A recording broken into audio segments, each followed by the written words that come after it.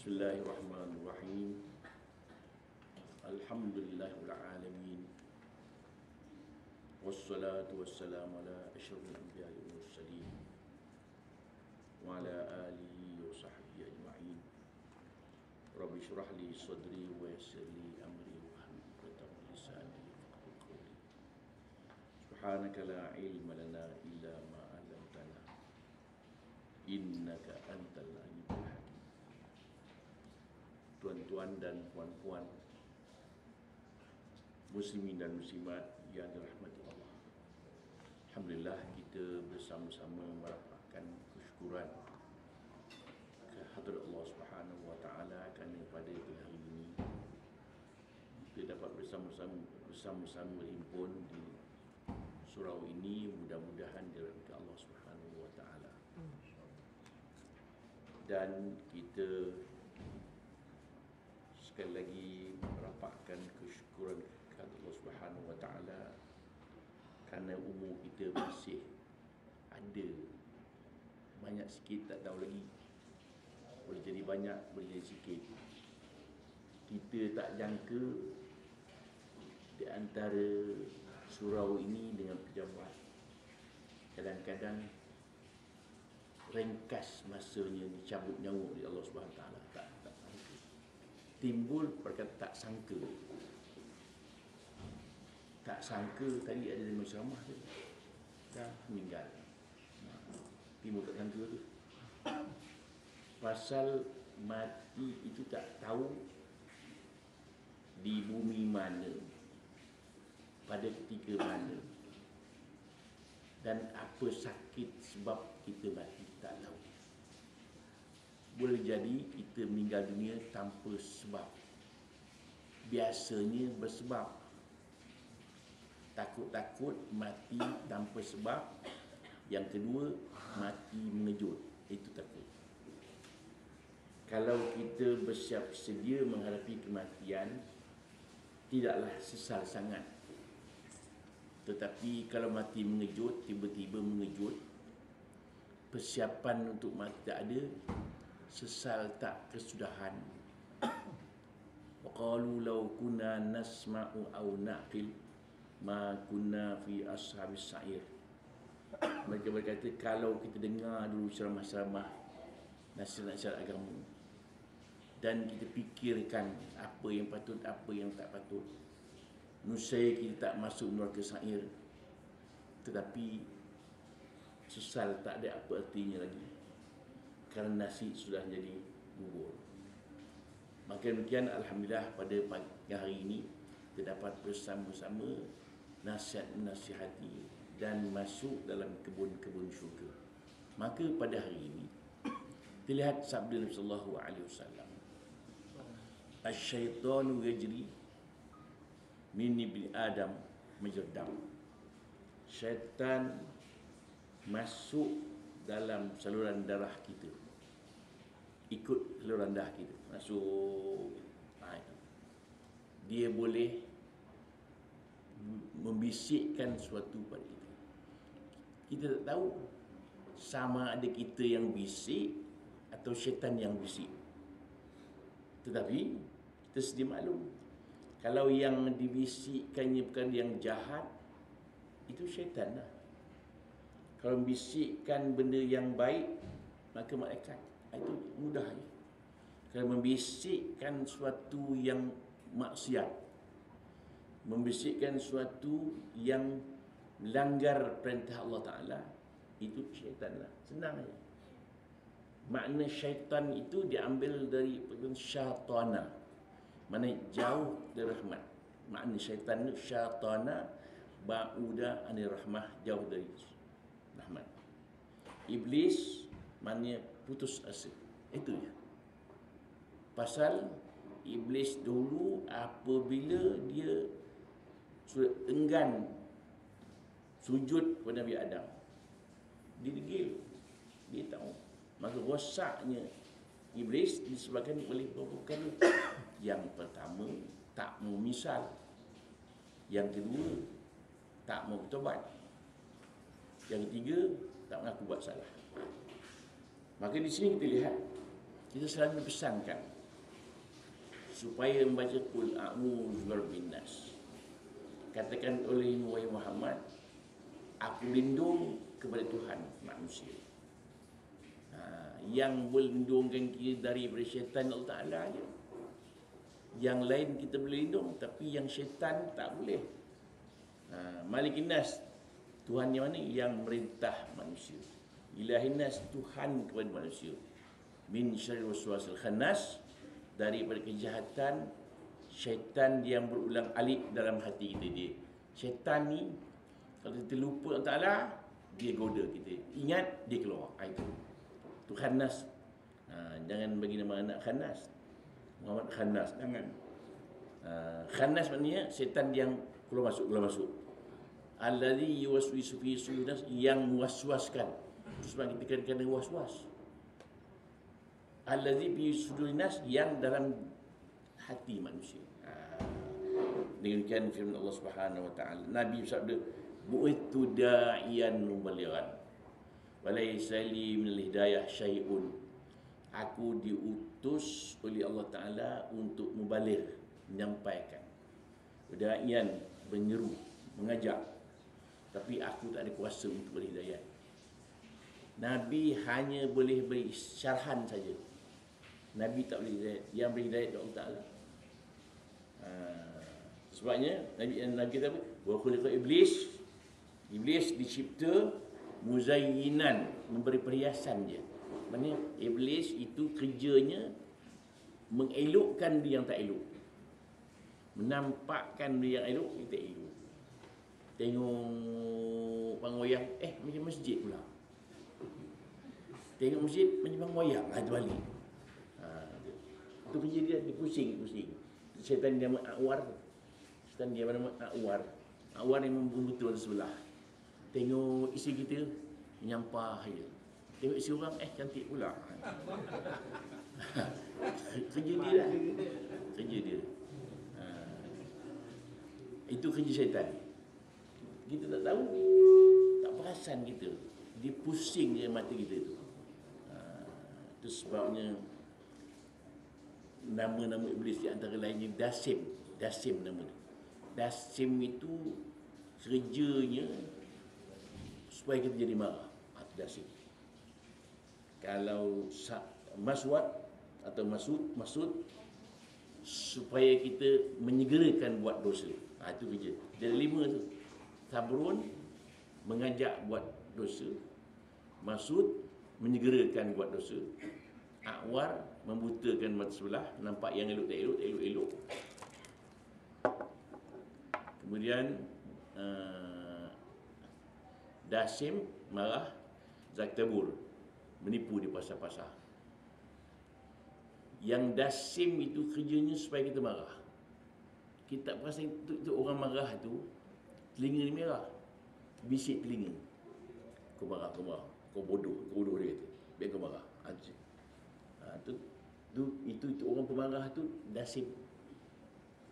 Jangan jadi marah. Habis itu. Kemudian dia wa khuliqa iblis muzayyinan.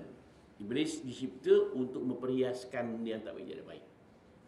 Walaysa lahu minad dhalalah syai'un. Dia tak boleh beri orang sesat. Kerja iblis dia tak boleh menyesatkan orang. Dia hanya boleh memperhiaskan, memandang, kita pandang yang maksiat tu tak elok.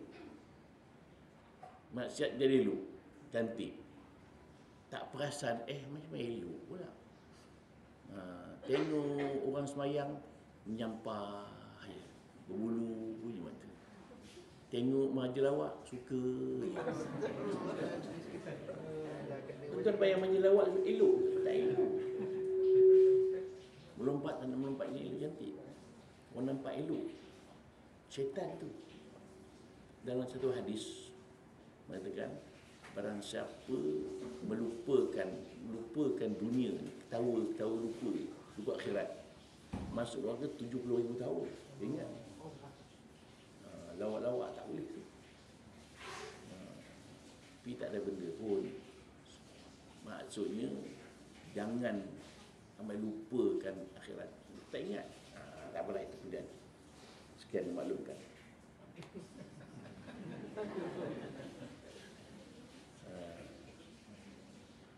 Kemudian kita lihat ya, dia dikata membayangkan kelazatan, lazat, sedap dunia, suka nikmat, besok nikmat itu menyumbatkan kita masuk neraka dunia. Kita ingat, kita kena ingat bahawa masa hidup dalam dunia ni sekejap sangat sebenarnya. Kita bayang kan, tuan duduk di mana, kerja, berulang, pagi tolak, petang kan balik, malam kan tidur, besok tolak lagi, kerja, balik malam kan tidur, itu kerja, betul mati apa aja kita mana kan buat apa benda. Cuba bayang, tak ada apa benda. Cuba bayang kan, pagi-pagi keluar rumah, tuan-tuan yang kerja di sini ni, pagi keluar rumah, kerja tengah hari akan makan, petang kan balik, kan sekejap lagi tidur, keluar besok keluar lagi, keluar balik, itulah kita, itu mati, tak ada baik dah. Apa matlamat hidup dalam dunia sebenarnya, cuba bayangkan. Itu sebabnya Syekh Yusuf Al-Qaradawi mengatakan bahawa kita dalam dunia ni mesti mikirkan beberapa perkara. Pertama, datang daripada mana, ke mana kita nak pergi akhirnya, dan apa hal hidup dalam dunia ni, apa hal. Kalau kita tak tahu mengapa kita datang ini, apa sebabnya, apa matlamatnya, adalah dosa yang tak dapat diampunkan. Saya ulang sekali lagi, kalau tak faham, saya pun tak faham.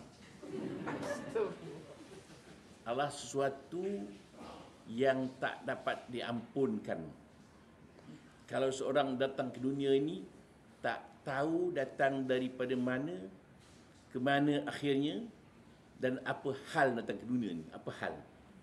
Makan je ke, minum ke, kahwin je ke. Kalau rezeki kita, makan, minum, kahwin, mati, habis. Tak. Itu sebabnya satu orang makan sedap-sedap makan. Seorang lagi makan sayur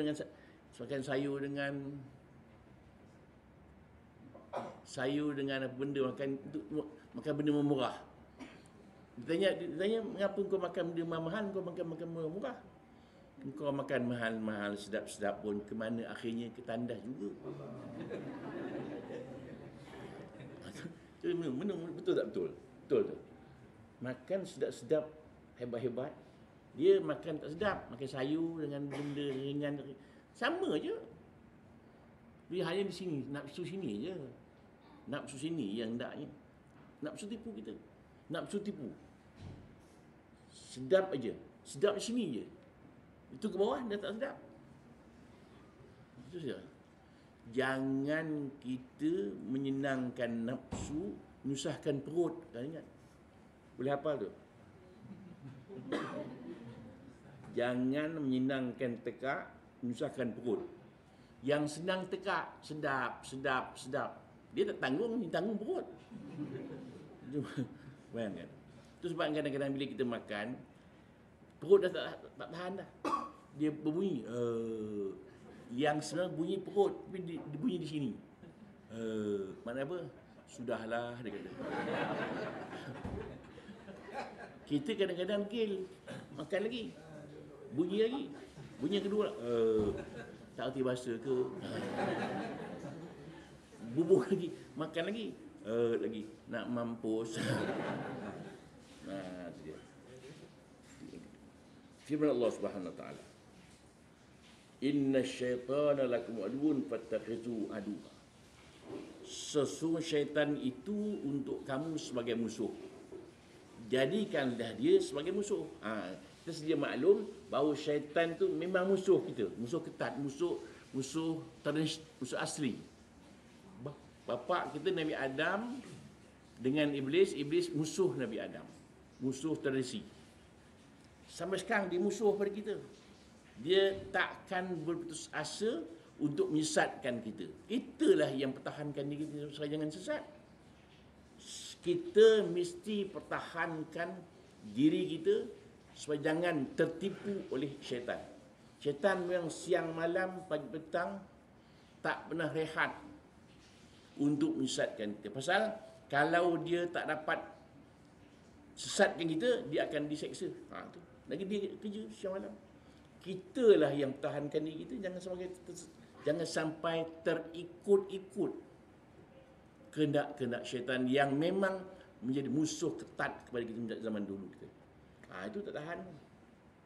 Sebabnya kadang-kadang orang kata bila ada ceramah-ceramah bagus betul, orang kata ramai orang datang. Dia tak perasan yang tak datang lagi ramai. Dia perasan ingin datang tu ramai. Yang tak datang tu bayang lagi ramai. Tu. Dengan demikian kita ingat bahawa dikatakannya kita orang yang berakal ini mesti tahu membezakan mana yang hak, mana yang batil, mana yang betul, mana yang tak betul. Kita mesti dapat bezakan. Itu sebab akal itu penting. Akal penting. Akal yang diikuti oleh hidayat penting. Itu sebabnya akal ni mahal. Jangan dirosakkan akal. Itu haram makan arak, minum arak. Takut akal rosak. Itu sebabnya orang yang tak berakal tak wajib sembahyang. Tu. Yang tak berakal tak wajib sembahyang. Orang yang tak sembahyang, orang tak berakal, begitu. Orang gila tak wajib sembahyang. Orang tak sembahyang, orang gila, begitu. Itu kaedah. Tanda-tanda orang bodoh itu ada 4. Yang pertama, marah tak apa sebab. Kena ingat tu. Kadang suami isteri selalu itu. Suami isteri yang rajin marah. Yang rajin marah suami. Banyak dapat aduan suami marah tak pasal-pasal. Itu suami yang gila babi namanya.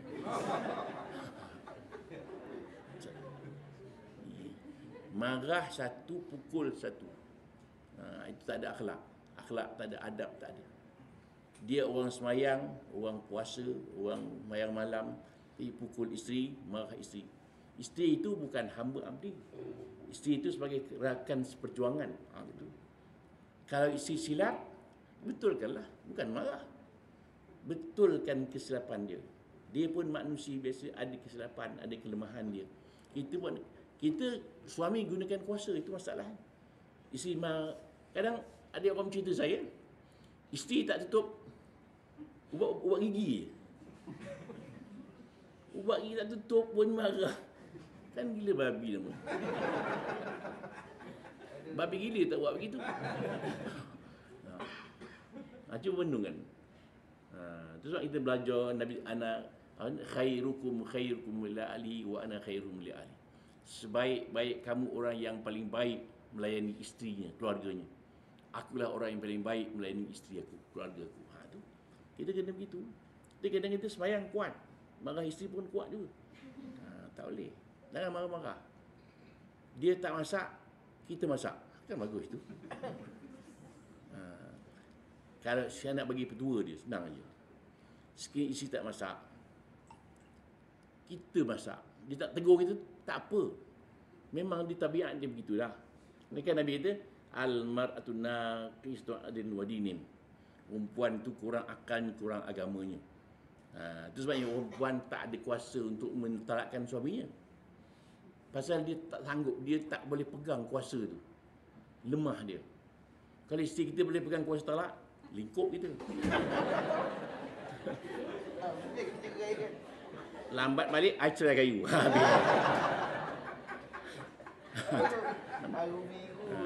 Itu. Tapi orang lelaki dia bertenang. Dia ada satu cerita tu. Satu cerita ni satu negeri tu, satu negeri. Semua para suami takut isteri belaka. Itu masalah. Satu negeri penakut. Raja terpaksa cari siapa yang paling berani dengan isteri saya. Pandai, kalau yang berani saya nak ambil ilmu dia. Panggil rakyat semua datang. Barang siapa yang takut isteri, duduk belah kiri. Yang berani belah kanan. Semua datang kiri. Semua takut belah ni. Kiri. Seorang aja belah kanan. Seorang aja. Dalam satu negeri tu, seorang aja belah kanan. Yang berani buat isteri. Konon-kononnya gitu. Isteri panggil. Raja panggil dia. Awak berani dengan isteri ke? Saya pun takut juga, dia kata. Yang duduk belah kanan, isteri saya paksa saya duduk belah kanan. Takut juga. Menunjukkan 100% takut. Habis tu kita tidak lah pula. Habis tu yang pertama. Jangan marah, tak pasal-pasal. Apa Nabi kata? Ahlul jannah kullainin hain sahlin qarib.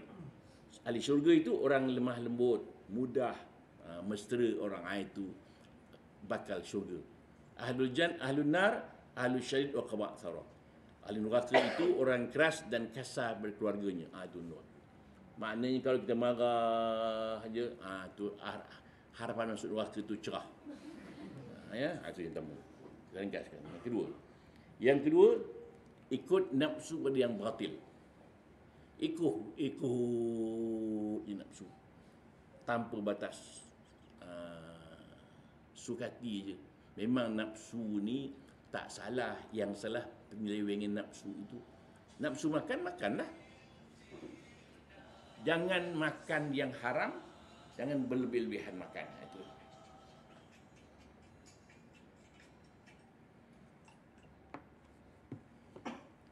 Yang kedua, nafsu syahwat untuk meneruskan keturunan. Tak salah, ikut yang halal. Nafsu marah. Kita ada marah mesti ada, tak marah mana boleh. Orang curi kasut kita, tersenyum tengok. Curi kasut, curi. Itu bukan sabar, itu bangang namanya. Kena ingat tu. Sama je sabar dalam peperangan.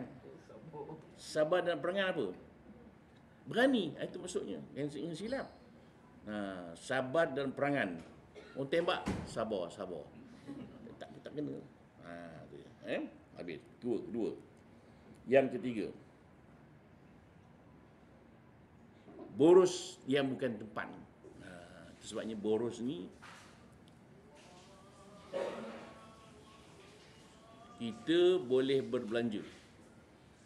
La tubadzir tabdziran. Innal muwazzin kana min ikhwan syayatin. Jangan kamu membazir. Membazir itu saudara kepada syaitan. Maksudnya kita boleh belanja. Jangan boros. Jangan sukati. Macam contoh begini. Kadang-kadang kita masak malam-malam lebih dari had. Tak habis. Besok buang. Ayam kampung mana ada nak bagi makan? Buang. Besok masak lagi. Buang. Besok masak lagi. Buang. Besok di padang mahsyar Tuhan tanya, mengapa engkau membazir? Kadang-kadang yang mudah sekali kita gosok gigi. Paip terbuka. Biarkan air itu je. Mentang-mentang air sangat murah. Pembaziran berlaku tentang sebab. Sebabnya kita ambil uduk tepi sungai pun lebih 3 kali kita membazir. Ambil uduk tepi sungai, lebih 3 kali semuka dikira membazir juga. Air tepi sungai banyak, banyak pun. Itu kalau paip macam mana? Kadang-kadang tengok televisyen. Tengok tak tutup sampai pagi esok. Tak perasan jalan api. Kan bazir. Itu remeh-remeh je. Yang remeh tu. Itu pembaziran tu. Habis. Teringkaskan. Kemudian tak dapat membezakan kawan dan lawan. Ikut syaitan dan ikut Allah Ta'ala. Allah Ta'ala sayangkan kepada kita, mengajak kepada pengampunan dan rahmat. Syaitan mengajak kita kepada neraka dan sengsara. Mana nak ikut? Nak ikut syaitan kan ikut Allah Ta'ala ke? Allah Ta'ala sayang sangat-sangat kepada hamba-Nya. Itu sebabnya Allah Ta'ala bagi satu dosa,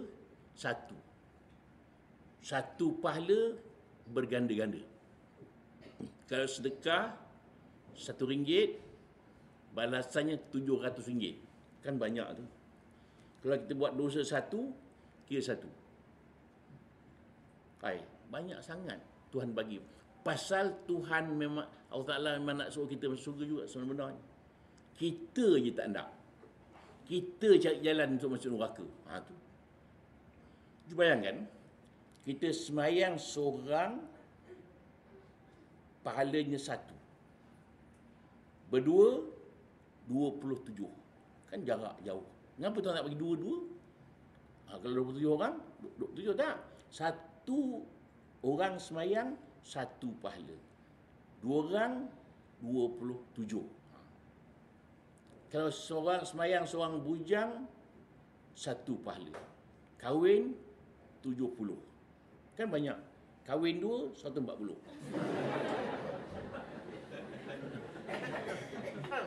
Macam berani.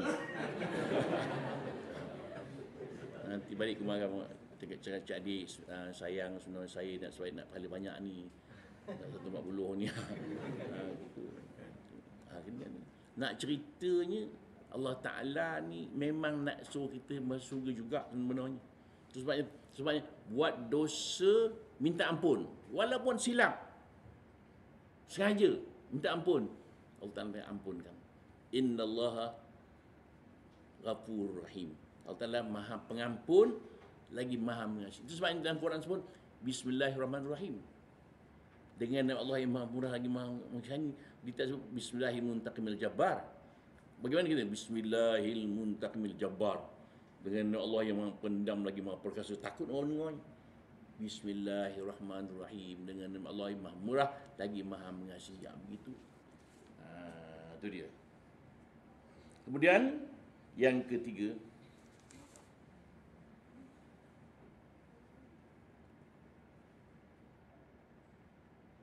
dah habis 4 tahun. Firman Allah Subhanahu wa taala, "Afatattakhizunahu wa dhurriyyatahu awliya min duni wa hum lakum adu bi'sa lizalimina badala." Apakah kamu menjadikan syaitan-syaitan dan keturunan-keturunannya sebagai pemimpin-pemimpin selain daripada Allah Subhanahu wa taala? Jangan jadikan dia sebagai pemimpin yang ikut. Jangan kita ikut dia. Memang bisikkan dia cantik aja. Tak perasan kita dia mengajak kepada kecantikan, seronokkan dunia ni, akhirat besok baru perasan kita masuk neraka. Sekarang memang suka-suka sedap, senang je. Contoh ini, kita dalam aircon ni sejuk kan, keluar tu belakang kan panas aircon tu belah sana tu. Maksudnya sekarang sejuk, belakang tu panas. Kena tengok aircon cukup lah, terbalik. Duduk belakang dekat aircon tu kan panas. Tu dia. Kemudian tanda-tanda orang berakal pula sebaliknya. Yang pertama, sabar menghadapi sebarang kebodohan. Apa-apa yang kita hadapi susah, sabar. Bila sabar ni, sabar itu pahit mulanya, manis di hujungnya. Boleh hafal tu? Sabar itu pahit awalnya, manis di hujungnya. Dan marah itu manis di awalnya, pahit di hujungnya. Baru menyesal. Tengok orang sabar, banyak keuntungan. Asa an takrahu syai'an wa khairul lakum. Boleh jadi apa yang kamu tak suka elok untuk kamu. Wasa an tuhibbu syai'an wa syarrul lakum. Apa-apa yang kamu lihat tak elok, yang elok boleh jadi tak elok untuk kamu akan datangnya. Kita fikir begitu. Kena sabar, tenang. Kalau tak sabar, susah. Itu sebabnya si Juha ni seorang imam di Turki. Pelik sikit perangai dia. Dia terlalu sabar. Satu hari orang tembak dengan panah baju dia, tembuk baju dia. Dia sidaikan apa ni, kain di keampaian tu. Orang tembak, orang panah tembuk, suka dia. Suka pula. Kau kan tembuk baju tu. Dan sebab saya tak pakai baju tu. Kalau saya pakai, saya tembuk sekali. Tu perangai dia pula. Satu hari, perangai dia pula. Satu hari dia beli himas 10 ekor. Dia naik seekor. Kira 9 pula. Turun. 10.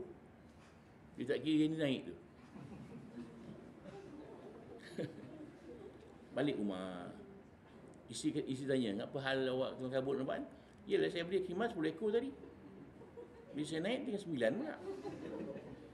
Turun 10. Tak apa. Awak turun, saya kira. 11 dia. Rupanya dia himas sekali. Itu. Cerita Johan ni banyak lagi. Satu hari dia memburu burung belibis, burung belibis. Burung apa? Burung belibis, burung apa? Iti air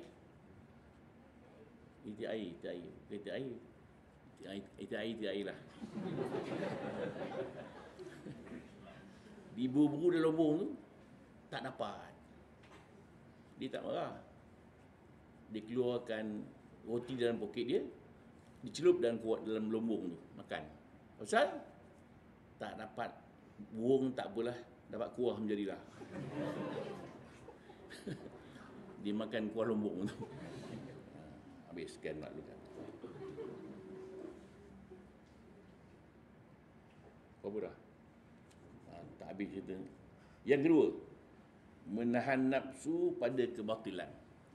Menahan nafsu kepada yang batil. Yang batil, tahan nafsu itu. Yang haram, jangan ikut. Itu yang payah tu. Nak ninggalkan yang seronok walaupun haram tu payah. Itu banyak orang terjerumus begitu. Itu sebabnya yang kita takut masa itu seronok, suka, lazat, nikmat macam-macam. Lepas tu baru menyesal. Menyesal tak sedang. Lebih-lebih Tuhan turunkan bala terus. Itu juga. Satu orang di Johor, dia minum arak, air raya. Minum sedap minum. Dia merokok. Isap api, masuk api dalam mulut dia.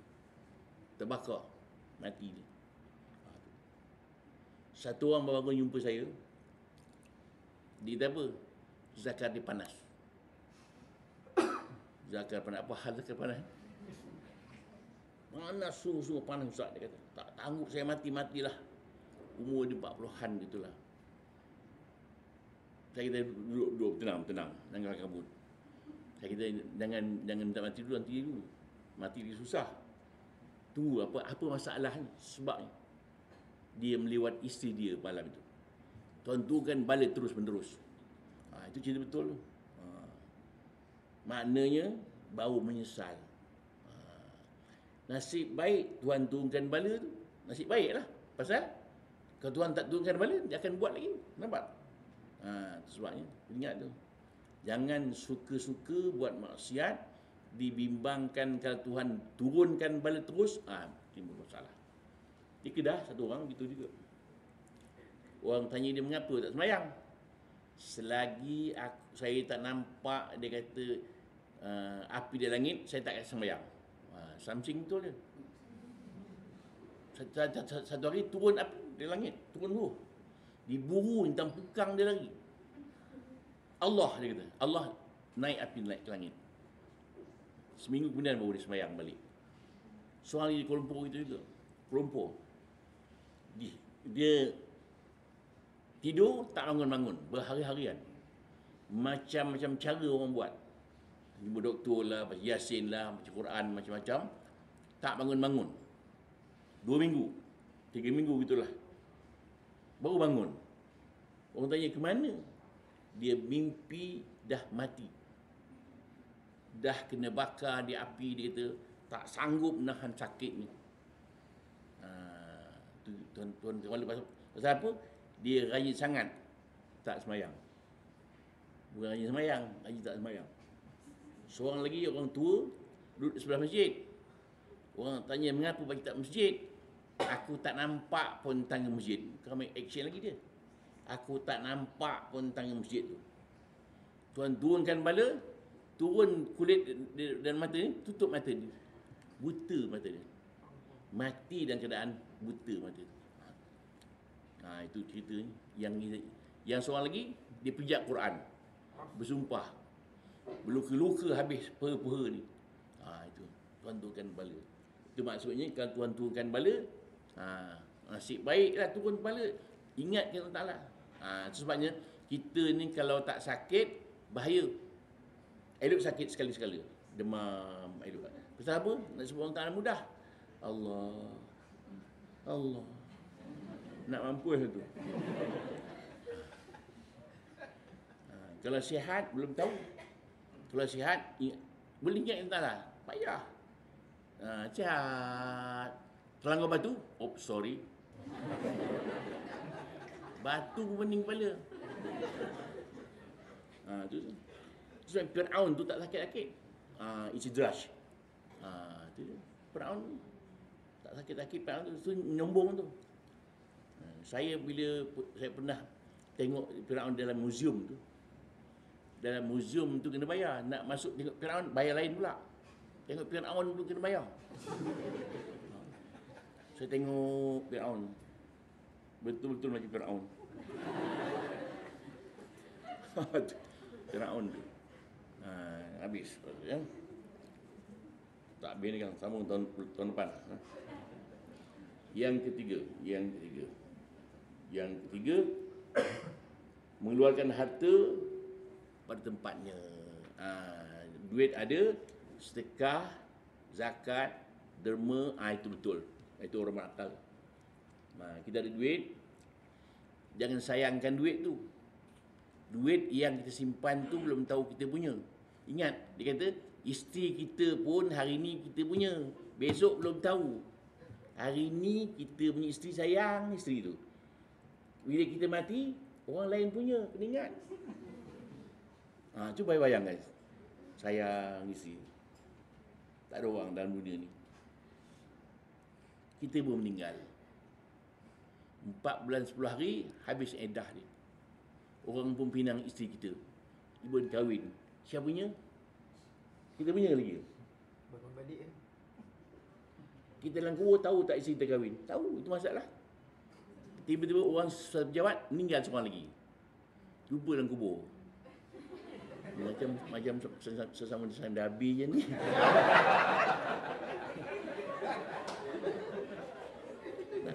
nak tanya sikit.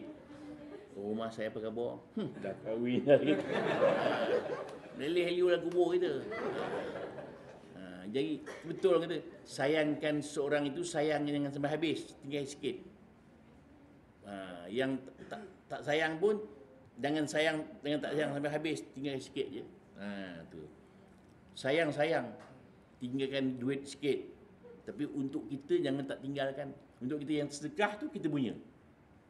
Yang simpan belum tahu kita punya. Kita ingat kita simpan 1,000, 2,000, 10,000, 20,000, 30,000, kita rasa kita punya. Belum tahu.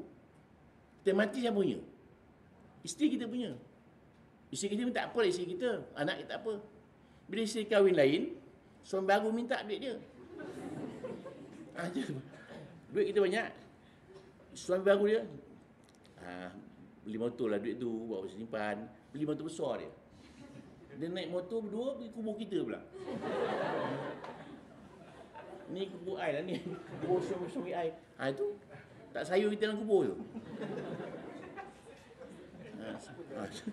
Satu orang perempuan telefon saya. Ustaz, ada soalan. Seorang perempuan, suami meninggal. Dia bersumpah-sumpah tak nak kahwin-kahwin lagi, Ustaz. Lepas tu, baru dia, orang pinang dia boleh kahwin tak, Ustaz? Dulu dia bersumpah tak nak kahwin. Tiba-tiba orang pinang dia. Macam mana buat? Boleh kahwin tak? Saya tanya lain kali bila suami kahwin meninggal, jangan semua sumpah. Baca innalillah wa inna ilaihi raji'un, sudah. Sambung doa sikit, Allahumma khlufli khairan minhu. Doa dia. Kenapa tu? Boleh hafal? Allahumma khlufli khairan minhu. Ya Allah, gantikan aku suami yang baru yang lebih canggih lagi.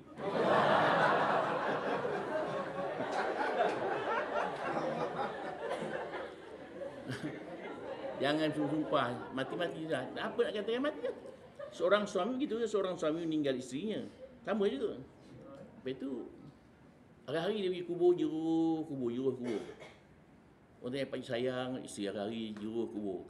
Yalah dulu dia pesan, bang kalau saya meninggal bang, abang yang kahwin bang. Melainkan dah tumbuh rumput, abang kahwin lah. Juruh hari tu.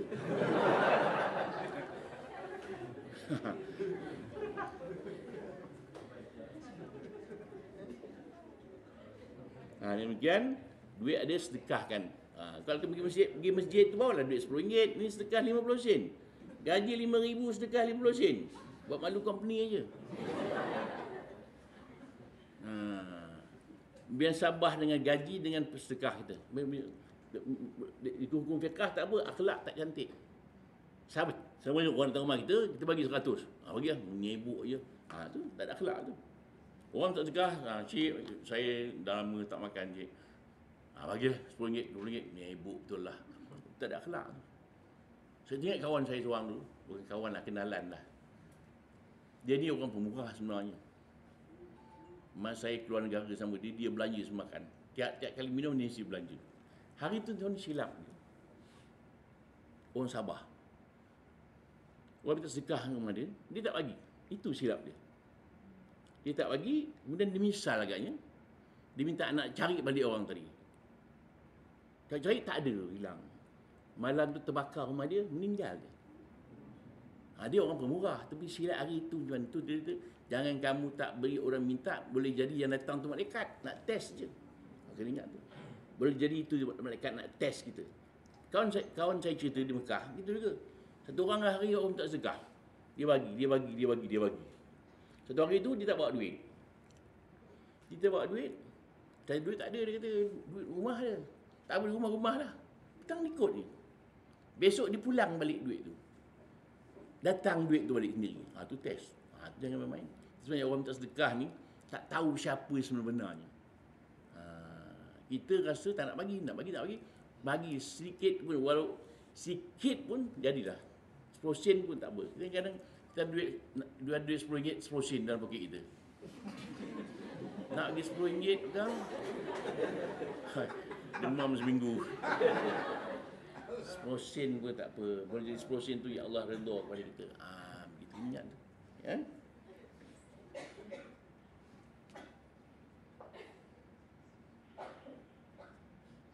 Yang keempat, dapat membezakan di antara kawan dan lawan.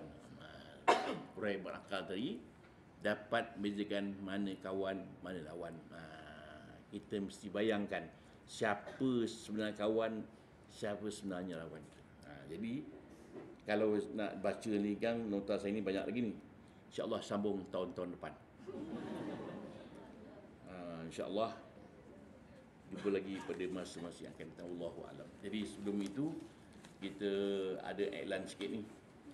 Yang pertama sekali tadi di sini ada minyak zaitun yang datang daripada Palestin, yang berguna untuk uji manis, darah tinggi, darah, awet muda dan sebagainya. Ada 12-13 lah kelebihan dia. Biasanya orang minum pakai sudu, pakai cair tak larat, kita pakai kapsul. Dan RM1 daripadanya akan dihadiahkan kepada aman Palestin, kepada Palestin lah insya-Allah. Satu, dan telah dibacakan Al-Quran daripada ini. Yang keduanya, minyak wangi ini minyak wangi untuk kelebihan-kelebihan kalau ada gangguan anak-anak kita dan sebagainya, tak mau tidur dan sebagainya, boleh pakai juga. Yang ketiganya, di sini ada kalender. Kalender ni harganya RM20, diskaun jadi RM10. Lepas dah lewat. Di sini jadi dia mengandungi doa-doa dan tanda kata-kata hikmat. Yang mahal gambar saya lah. InsyaAllah tuan-tuan yang berkenan boleh dapatkan dua. A'udzubillahi Bismillahirrahmanirrahim. Alhamdulillahirabbil alamin wassalatu wassalamu ala asyrofil anbiya'i wal mursalin wa ala alihi wasahbihi ajma'in. اللهم افتح علينا فتوح العارفين وارزقنا فهم النبيين وإلهام الملائكة المقربين برحمتك يا أرحم الراحمين. ربنا آتنا في الدنيا حسنة وفي الآخرة حسنة وقنا عذاب النار. وصلى الله على محمد وعلى آله وصحبه وسلم والحمد لله رب العالمين. السلام عليكم.